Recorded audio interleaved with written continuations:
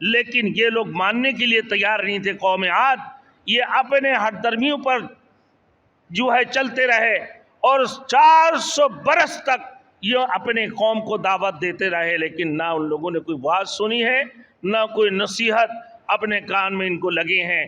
بلکہ امام جلال الدین سیوطی رحمۃ اللہ علیہ اپنے تاریخ کی کتاب میں لکھا ہے. Thanks for watching. Don't forget to like, comment, share and subscribe to Maulana Habibullah Ruhani Official. وفی عاد ارسلنا علیہم الریح الحکیم, اور عاد قوم عاد میں بھی کیا ہے نشانیاں ہیں.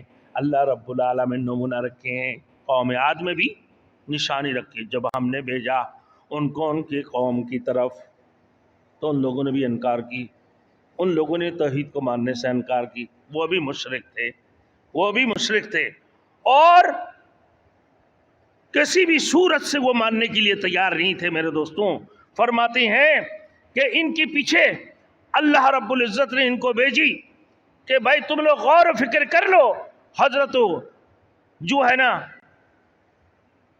قوم ہود من جاؤ حضرت ہود علیہ السلام کو, لیکن یہ لوگ ماننے کے لیے تیار نہیں تھے. قوم عاد یہ اپنے ہٹ درمیوں پر جو ہے چلتے رہے اور 400 برس تک یہ اپنے قوم کو دعوت دیتے رہے, لیکن نہ ان لوگوں نے کوئی بات سنی ہے, نہ کوئی نصیحت اپنے کان میں ان کو لگے ہیں. بلکہ امام جلال الدین سیوطی رحمۃ اللہ علیہ اپنے تاریخ کی کتاب میں لکھا ہے کہ ان میں سے بہت کم لوگ ایمان لایا. پھر جب ان کی نافرمانی حد سے تجاوز کر گئے, اللہ تعالیٰ کا غضب جوش میں آ گیا. اذ ارسلنا علیہم الریح الحکیم, جبکہ ہم نے ان پر بنج ہوا یعنی بیجی, یعنی ایسے ہوا جو خیر و برکت نہیں ہے. عقیم کا مطلب بانج کا مطلب ہے جس میں برکت نہیں ہے, خیر اور برکت نہیں ہوتی ہیں. تو ایسے ہوا کو بھیجیں, اور وہ کیسے ہوا ہے؟ وَسَخَّرَهَا عَلَيْهِمْ 7 لَيَالٍ و8 ایام. سورۃ الحاقہ کے خدا تعالیٰ نے اس کو ان لوگوں پر 7 رات اور 8 دن تک مسلسل یہ ہوائیں چلاتے رہے.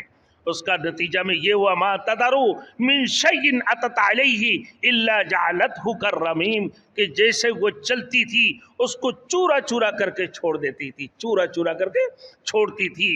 رمیم کا مطلب ہے بوسیدہ ہڈی, جیسے خشک گھاس یا لکڑی وغیرہ کو کہا جاتا ہے بوسیدہ.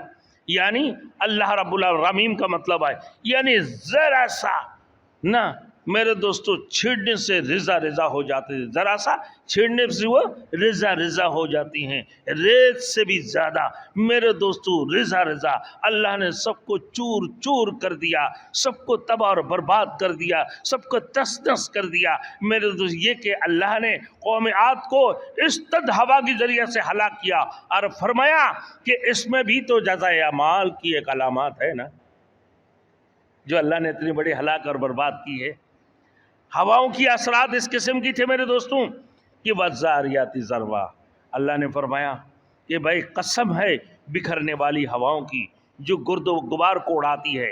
یہ ہوا جو مختلف حالتوں میں نہ روزمرہ مشاہدہ میں آتی ہیں کہ جب تیز ہوتی ہے میرے دوستوں, تیز چلتی ہے, تو پھر یہی ہوا جب کیا ہوتی ہے اندھی کی شکل اختیار کر جاتی ہے, اندھی بن جاتی ہے. اور جب وہ نرم چلتی ہیں میرے دوستو پیاری ہوا, تو کیا باد نسیم, کیا سکون کی زندگی ہوتی ہیں. اب جاؤ میرے دوستو چھت کے اوپر جا کے کھڑے ہو, جو پیارے پیارے ہوا چل رہے ہوتی ہیں, نرم انداز سے ہوا چل رہے ہوتی ہیں, جسے باد نسیم ہے میرے دوستوں, بڑی پیاری ہوا ہے نا. اور جب تیز چلتی ہیں وہ اندھی بن جاتی ہیں, طوفان کی شکل اختیار کر جاتی ہیں میرے دوستوں.